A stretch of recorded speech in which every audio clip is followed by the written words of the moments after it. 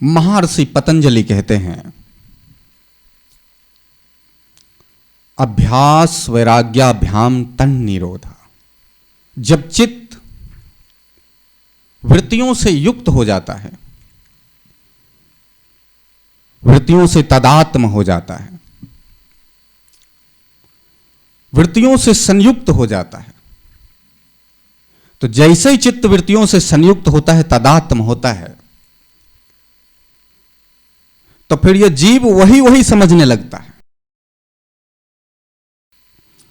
जिस जिस से चित्त तदात्म हुआ, जीव अपने को वही वही समझा। यदि काम से तदात्म हुआ तो जीव अपने को कामी समझा, लोभ से तदात्म हुआ तो जीव लोभी ही है,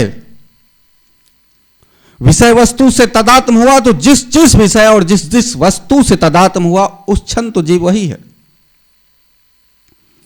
धन से तदात्म हुआ तो धनी है, परिवार से तदात्म हुआ तो परिवार वाला ही है। देखते नहीं, एक लड़की हो एक लड़का हो, दोनों अपनी जिंदगी को जी रहे होते, लेकिन जैसे ही लड़का लड़की को देखा, अब वृत्तियों ने चित्त का हरण कर लिया, अब उसी के ख्यालात में रहने लग गए। बड़े बड़े प्रेम का इजहार करने लगा, बड़े बड़े वादे करने लगे, दिन दिन ना रहा, रात रात ना रहा, सुबह सुबह ना रही, शाम शाम ना रहा। ये दुनिया कुछ रंगीन सा दिखने लग गया। अब दुनिया वही है, चित्त में काम का वृत्ति आया तो दुनिया रंगीन संगीन सप्तरंगी दिखने लग गया, हर तरफ हरियाली दिखने लग गया। लड़की ने दो चार बातें कर ली, अब इसकी रात की नींद भी गायब हो गई, सोए तो नींद नहीं, जगे तो दीन नहीं। अभी फोन पे बात किया और फिर लगता है फिर बात कर ले, अभी 1 घंटे पहले मिले थे फिर भी अधूरा अधूरा जैसा लगता है। और ऐसी स्थिति में लड़की मना कर दे कि जाओ मुझे कोई और पसंद आ गया, तो लड़का अपने को सुसाइड कर लेता है। काम का वृत्ति आया तो काम के बहाव में बह गया, मरने मारने को उतारू हो गया। धन की वृत्ति आया तो धन के ख्यालातों में खो गया। देखते नहीं, हर आदमी नंगा पैदा होता है और नंगा ही मरता है। इस दुनिया में बहुत से लोग हैं जो धनहीन हैं, बहुत से लोग हैं कि धन के कभी करीब भी नहीं गए। और एक मनुष्य समुदाय को छोड़ दिया जाए तो 1,84,00,000 में सभी जीव बिना धन का ही जीवन को व्यतीत कर लेते। लेकिन जब धन की वृत्ति आता है तो चित्त का हरण हो चुका है धन के लिए। इसलिए कभी कभी कोई आर्थिक मंदी आ जाए या कोई डाकू उसके धन को लूट कर लेकर चला जाए तो फिर हाहाकार मच जाता है। जैसे किसी डाकू ने डाका डाला उसके घर में, उसके धन को लूट कर लेकर चला गया, पता चला मेरा धन लूटा जा चुका है, तो फिर हार्ट अटैक हो जाता है, मर जाता है। आर्थिक मंदी में कई लोग कूद कर जान दे देते छत से, कई लोग पंखे में लटक जाते। तो जब काम की वृत्ति आया है तो हद से गुजर गए, जब धन की वृत्ति आया तो भी हद से गुजर गए, क्रोध की वृत्ति आया तो भी हद से गुजर गए। जब क्रोध है तो या तो अपने को जला डालेगा या तो दूसरे को जला डालेगा, अपनी प्रिय वस्तु को तोड़ फोड़ कर देता है, दूसरे का भी सत्यानाश करता है, अपना भी सत्यानाश करता है, अपनी शरीर का अंग अंग काटने लग जाता है, चाकू ले, छुरा ले, ब्लेड ले और अपने शरीर पर अपने सिर को दीवार से फोड़ने लग जाता है।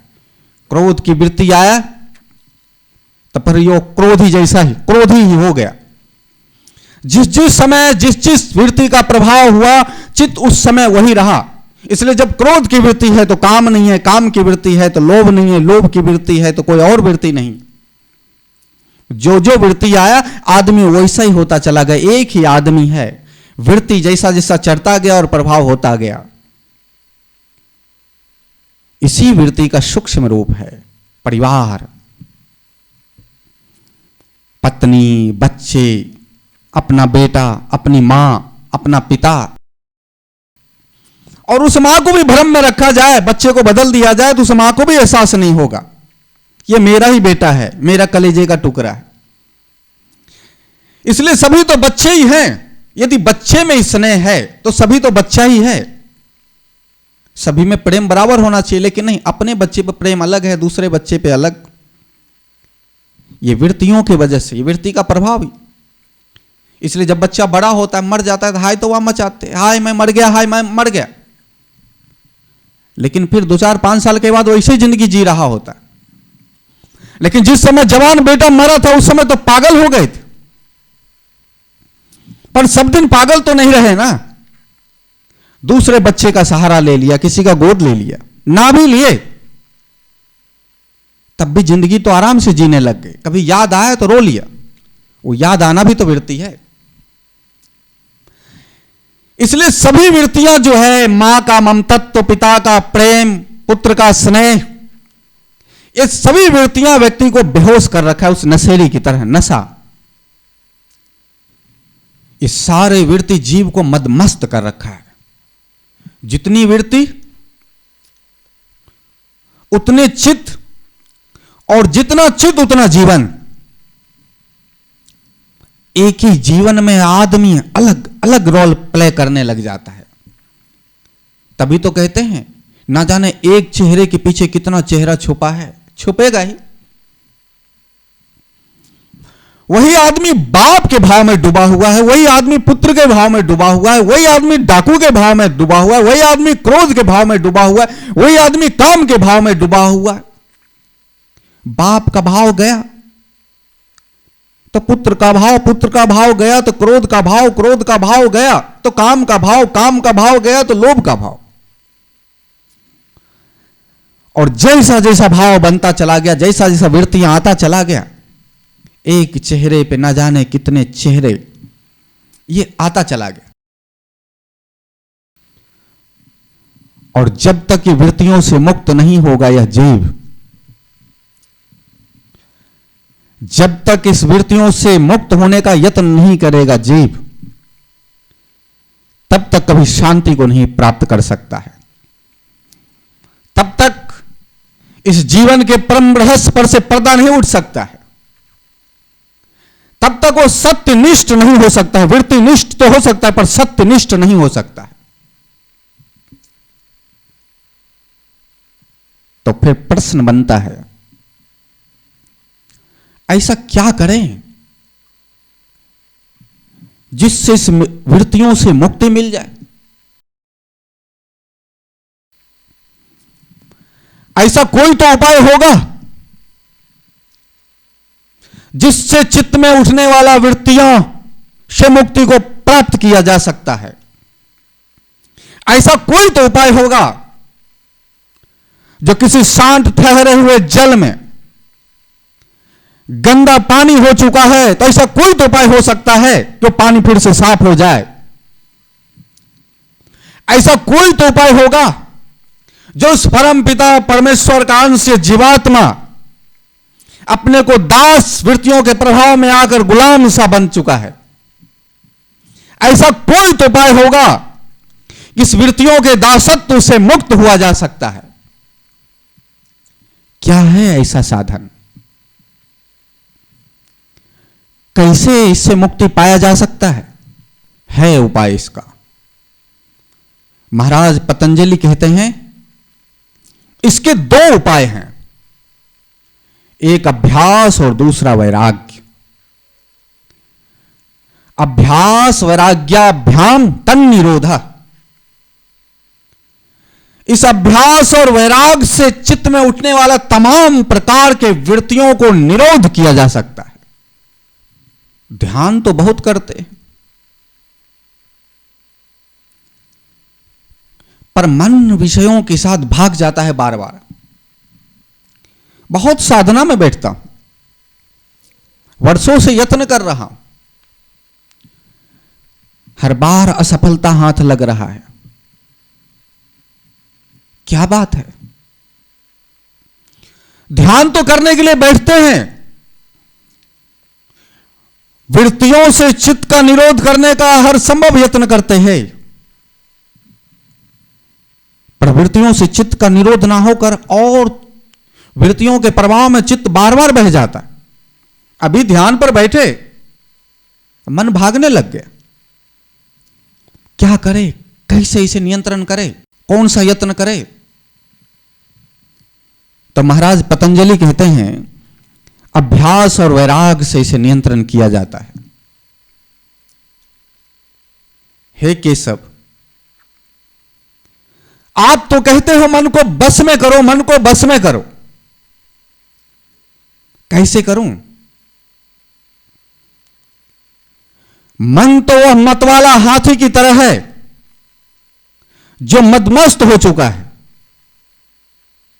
और उस मतवाला हाथी, मदमस्त हाथी को जैसे रेशम के धागे में बांधने जैसा काम आप कह रहे हो। भला कहीं ऐसा हो सकता है कि एक तो हाथी ऊपर से ताकतवर है और उसी हाथी को मदिरा पान करा दिया जाए, फिर तो हाथी और भी पागल हो जाएगा, मदमस्त हो चुका है। और उस हाथी को आप कह रहे हो रेशम के धागे में बांध के रखो, यह संभव कैसे हो सकता है? कितनी आसानी से केशव आप कह रहे हो मन को नियंत्रण करो, कितनी आसानी से कह रहे हैं गुरुजन, संतजन, वृत्तियों से मुक्त कर लो, चित्त को पर करे कैसे? वृत्ति तो बार बार चित्त को बहा कर लेकर चला जाता है। यह विषय वासना तो मन को बार बार विचलित कर देता है। जब जीवन जी रहे होते तब भी और ध्यान में बैठते तब भी बार बार मन का हरण हो जाता है। हर बार संकल्प लेते हैं अब तो ध्यान करना ही, अब तो ध्यान करना है, और मन भागा।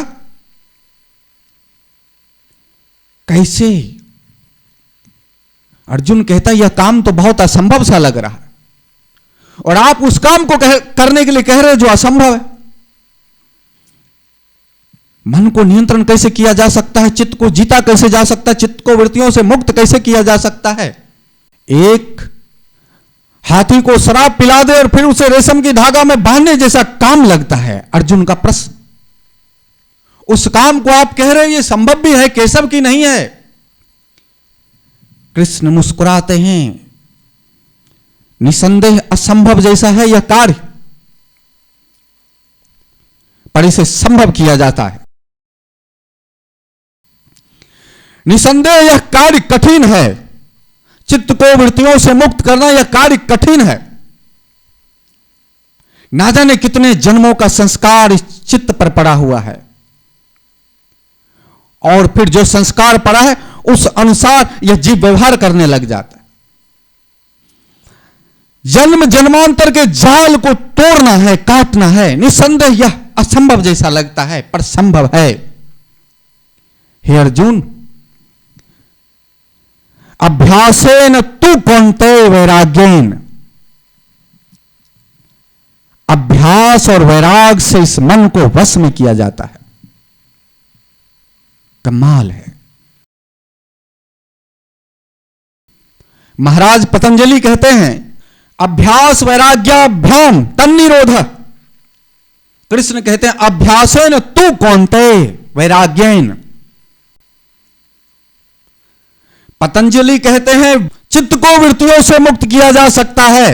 अभ्यास और वैराग रूपी शस्त्र से इस वृत्तियों को काटा जा सकता है और चित्त को वृत्तियों से मुक्त किया जा सकता है। अर्जुन के प्रश्नों का कृष्ण जवाब देते हैं अभ्यासेन तु कौन्ते। अभ्यास और वैराग से तेरा मन जो विचलित हो रहा है, जो तुझे असंभव सा लगता है, उस असंभव को तू संभव कर सकता है अभ्यास और वैराग से। अभ्यास। जो अर्जुन भगवान कृष्ण से यह पूछ रहा है कि हे केशव, यह संभव कैसे होगा?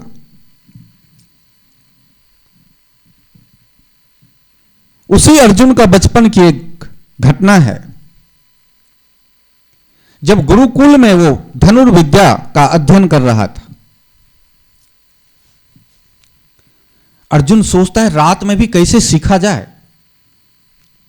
एक रात्रि में वो ये विचार कर रहा होता है कि काश दिन में जो मैं धनुष विद्या का अध्ययन करता हूं धनुष चलाना सीखता हूं, रात में भी कैसे सीखा जाए। गुरुजी तो बता देते हैं। ये रात क्यों होता है?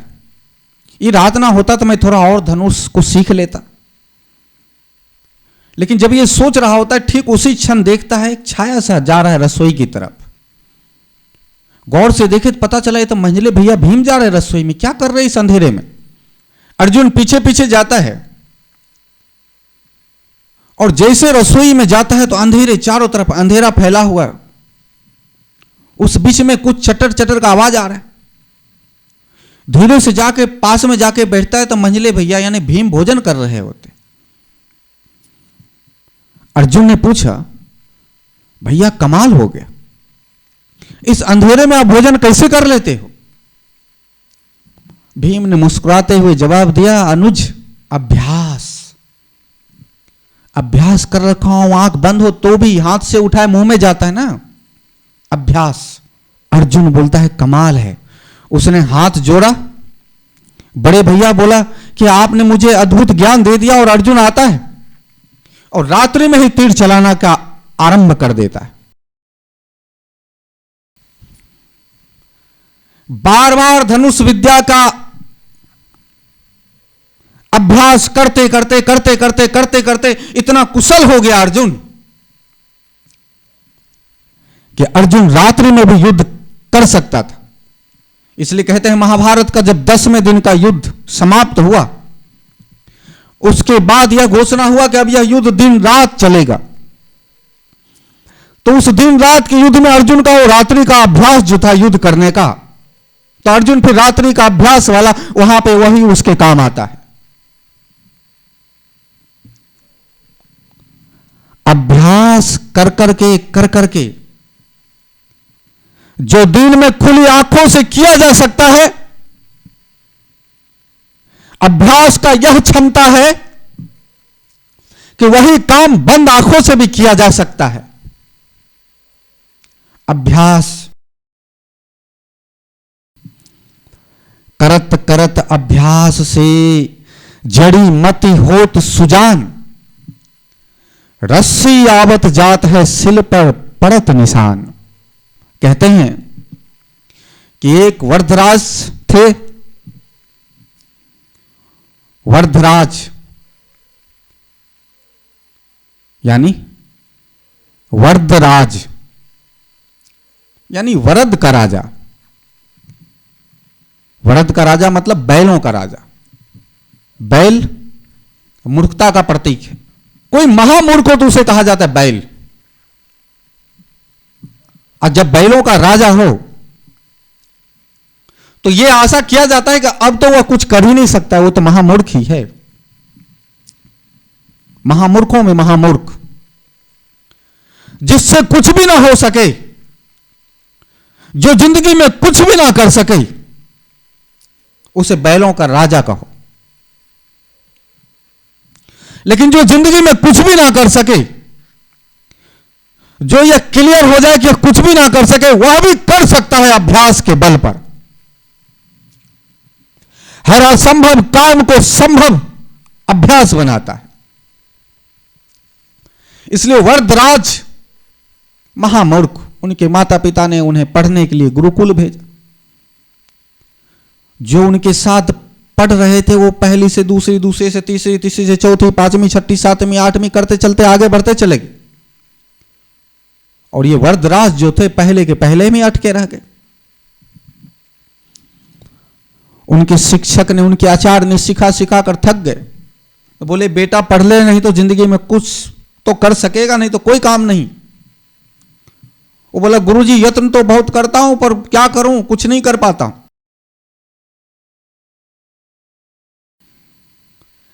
ऐसा करते करते 10 साल निकल गए। अब आचार्य थक हार गए, बोले अब तो इसका कुछ होगा ही नहीं, अब क्या करें, व्यर्थ ये यहां पे समय खराब करता है, इससे अच्छा घर पे ही जाए, मां बाप के पास ही रहे। आचार्य ने वर्धराज को गुरुकुल से निकाल दिया, बोला तुम जाओ, तुम किसी काम के नहीं हो। अब वर्धराज की बड़ा अपमान हो गया, बोला हद हो गई। मां बाप ने बोला पढ़ के आना, मैं 10 साल से यहां पे कुछ पढ़ ना पाया, 10 साल के बाद मां बाप को जाकर क्या कहूंगा, मैंने क्या पढ़ा। धिक्कार है जिंदगी, है भगवान कैसा बुद्धि दी आपने मुझे, मैं क्या करूंगा जिंदगी में, मैं तो कुछ ना कर पाऊंगा। तुमने सबको सब कुछ दिया तो मुझे थोड़ी सी बुद्धि तो दे देता, मैं कुछ पढ़ तो लेता। उस बूढ़ी मां बाप के सामने मैं कैसे खड़ा हो पाऊंगा? बूढ़ी मैया के सामने क्या मैं कहूंगा 10 साल में मैं क्या करके आया हूं? ये सोचता सोचता वरदराज जा रहा होता है। रास्ते में एक कुआं था। वरदराज सोचता है चलो थोड़ा जल पी लेते। पानी पीने के लिए वरदराज कुएं पर आता है। पानी की बाल्टी को उठाता है और कुएं में डालता है। रस्सी नीचे जा रही होती कुएं के नीचे, डोल को लिए हुए। ठीक उसी क्षण वरदराज का नजर कुएं के दीवाल पे पड़ता है। जो कुएं का दीवाल पत्थर का बना हुआ था और उस पत्थर पे एक लकीर सा, एक निशान था बना हुआ था और उसी निशान से वो रस्सी जा रही थी। वरदराज देखता है ये कैसे संभव हो सकता है? इस पत्थर को किसी ने काटा नहीं, किसी ने घिसा नहीं, फिर इस पत्थर पे निशान कैसे पड़ गया? वरदराज देखता है कि पानी पीने के लिए जब भी कोई बाल्टी को नीचे कुएं में उतारता है, को जब बाहर खींचता है कुएं से, तो जहां से वो डोरी आ रही होती है, रस्सी आ रही होती, जा रही होती है, वहीं पर वो निशान पड़ा हुआ है। वरदराज कहता है कमाल, वरदराज, इस नाम को बार बार याद रखना है। वरदराज यानी बैलों का राजा, यानी मूर्खों का राजा। वरदराज देखता है कि एक रस्सी आ रही है और जा रही है।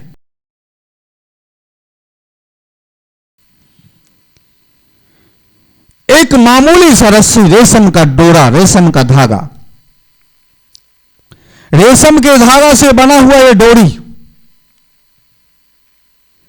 ये बार बार आ रही है और जा रही, सिर्फ इतना काम कर रहा है। और इसके बार बार आने जाने से पत्थर पर निशान बना दिया है। तो बार बार आने जाने से जब पत्थर पर यह निशान बन सकता है, तो बार बार मेरा अध्ययन करने से मेरा विद्या का विकास क्यों नहीं होगा?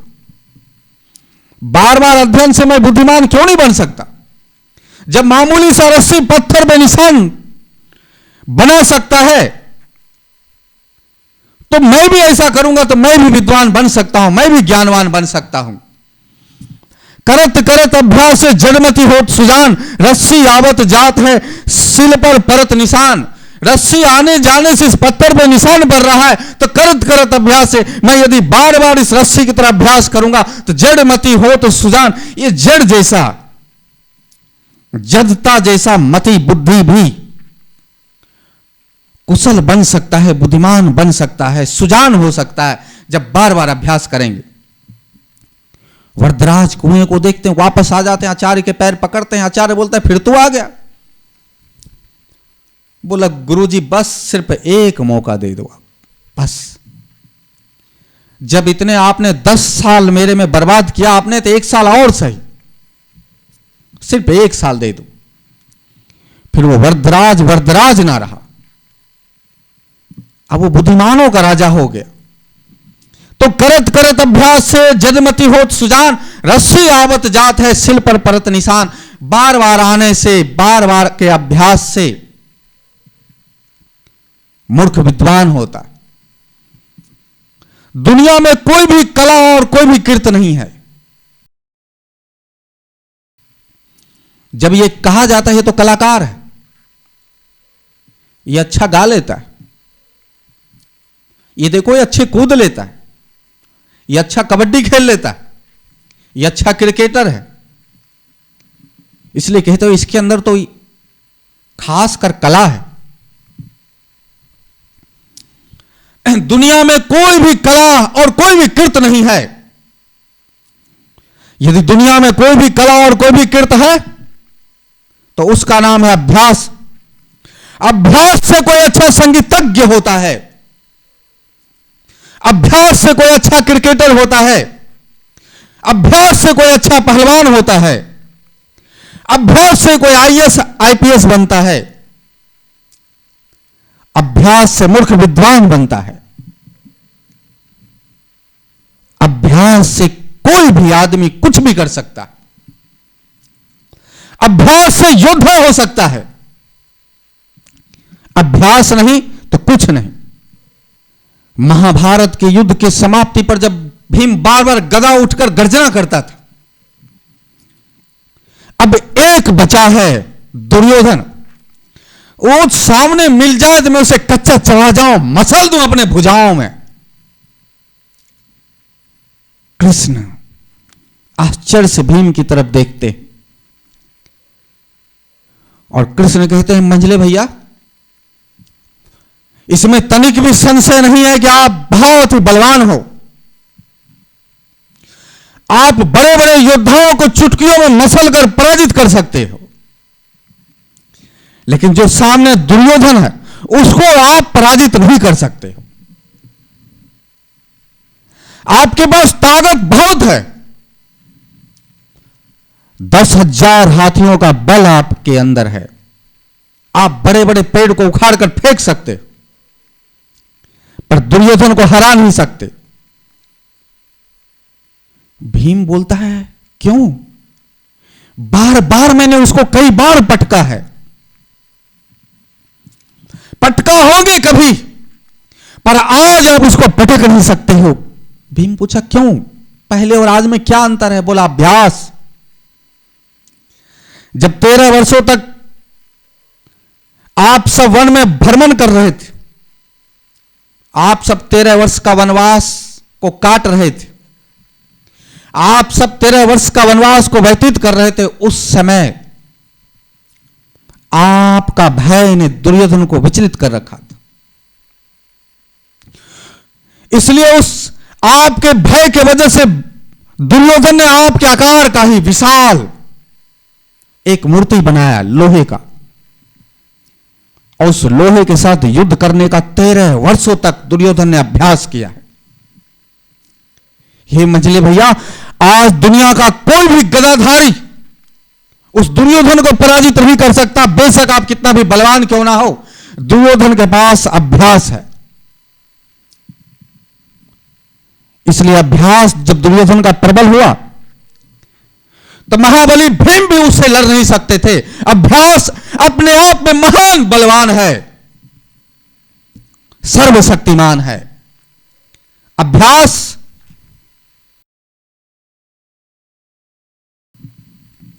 कहते हैं, जब आचार्य द्रोण अपने शिष्यों को धनुर्विद्या का अध्ययन करा रहे थे तो शूद्र समझकर एक बालक का तिरस्कार करके बाहर निकाल दिया। वह बालक आता था और बाहर से देखता था कि आचार्य द्रोण अपने शिष्य को धनुर्विद्या कैसे सिखाते।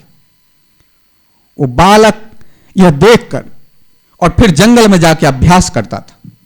वह बालक एकलव्य था। जब द्रोणाचार्य अपने शिष्यों के साथ जंगल से निकल रहे थे तो जब कुत्ता द्रोणाचार्य पे भौंक रहा था, उसी समय कई तीर आता है और कुछ घायल किए बगैर ही कुत्ते के मुंह को बंद कर देता है, रोक देता है। द्रोणाचार्य आश्चर्यचकित होते हैं, ऐसा आश्चर्य तो मैंने पहले कभी ना देखा, ये कौन है? जब सामने जाते हैं तो देखते हैं एकलव्य द्रोणाचार्य का मूर्ति बना रखा है, उनको नमन करता है और उसी जंगल में धनुर्विद्या का अभ्यास करता है। एक तरफ तो अर्जुन को सिखा रहे होते हैं द्रोणाचार्य स्वयं, और एक तरफ सिर्फ देखकर अभ्यास कर रहा था एकलव्य। द्रोणाचार्य ने देखा कि अर्जुन से कई गुना ज्यादा श्रेष्ठ धनुर्विद्या में एकलव्य है। अभ्यास को अंगीकार किया था एकलव्य ने। तभी से तो एकलव्य का अंगूठा प्रसिद्ध है कि जब आचार्य द्रोणाचार्य ने दक्षिणा मांगा कि दक्षिणा में दे दे अंगूठा, तो काट के दे दिया। नहीं देते तो द्रोणाचार्य को ही पता है और जगत को ही पता चलता कि अभ्यास की शक्ति को दुनिया फिर से नमन करती। जिसका अभ्यास प्रबल वही सबसे बड़ा धनुर्विद्या में श्रेष्ठ। ये जो दुनिया का बदला हुआ रूप देखा जा रहा है, इसके मूल में सिर्फ और सिर्फ अभ्यास है। यदि आज मनुष्य चांद पर पहुंच रहा है तो अभ्यास की वजह से। ट्रेन, प्लेन, ये मोबाइल, कंप्यूटर सब अभ्यास का परिणाम है। वर्षों वर्षों वैज्ञानिक जब अभ्यास करते हैं तो फिर कोई एक आविष्कार करते हैं। अभ्यास सारे सफलताओं का जननी है। तभी तो कृष्ण कहते हैं अभ्यास है न तू कौन्तेय। तू जिसे कहता है मदमस्त हाथी को रेशम के धागे में बांधा कैसे जा सकता है? हे अर्जुन, उस मदमस्त हाथी को रेशम के धागे में बांधा जा सकता है अभ्यास के बल पर। ये मत वाला मन को तो अभ्यास और वैराग से तो नियंत्रण कर सकता है। अभ्यास वैराग्याभ्याम तन्निरोधः। चित्त के तमाम वृत्तियों का निरोध अभ्यास और वैराग से संभव है।